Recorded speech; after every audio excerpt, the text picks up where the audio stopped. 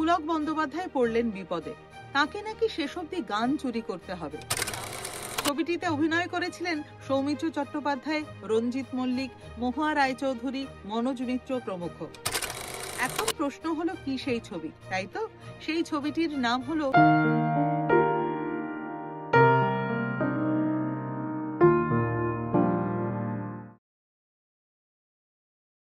পুলক বন্দ্যোপাধ্যায় পড়লেন বিপদে, তাকে নাকি শেষ অবধি গান চুরি করতে হবে, তাও আবার নিজের লেখা গান। আর সেই গান গেয়েছেন স্বয়ং মান্না দে। বিষয়টি আরো জটিল না করে মূল ব্যাপারটা এবার খুলেই বলি। একটি বাংলা ছবির গান তৈরির কাজ শুরু হয়েছে। সেই ছবির সঙ্গে যুক্ত রয়েছেন দুই অঞ্জন, ছবির পরিচালক অঞ্জন মুখোপাধ্যায় এবং ছবিটির কাহিনীকার ও চিত্রনাট্যকার অঞ্জন চৌধুরী। অঞ্জন চৌধুরী চিত্রনাট্য শোনানোর সময় পুলক বন্দ্যোপাধ্যায়কে বিপদে ফেললেন।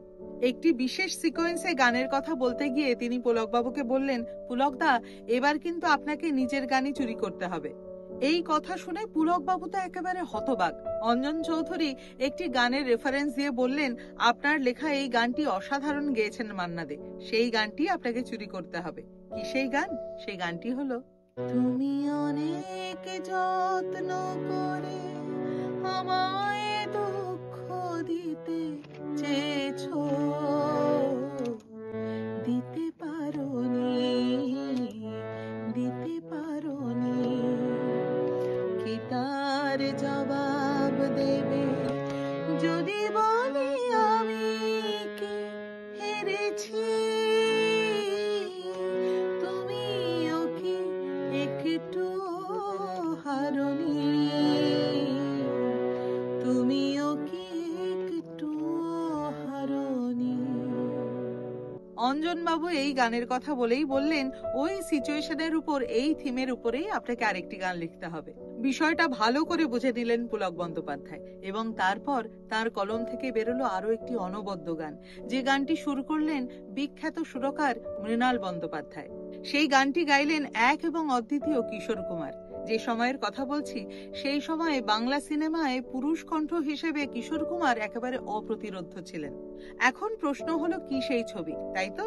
সেই ছবিটির নাম হলো সন্ধ্যা প্রদীপ, যা মুক্তি পেয়েছিল 1985 সালের 18 অক্টোবর। ছবিটিতে অভিনয় করেছিলেন সৌমিত্র চট্টোপাধ্যায়, রঞ্জিত মল্লিক, মহুয়া রায়চৌধুরী, মনোজ মিত্র প্রমুখ। এই ছবিতেই অনুপ জালোটা এবং চিত্রা সিং প্রথম বাংলায় প্লেব্যাক করলেন। এই ছবির কথা আজ হয়তো অনেকেরই মনে নেই, কিন্তু পুলক বাবুর কথা, মৃণাল বাবুর সুর এবং কিশোর কুমারের গাওয়া এই ছবির সেই গান আজ 40 বছর পরেও সমানভাবে জনপ্রিয়। কি সেই গান? সেই গানটি হলো, আজ মুখেতে বললে তুমি যে কথা, সে কথাই শেষ কথা কি, সে কথাই শেষ কথা কি,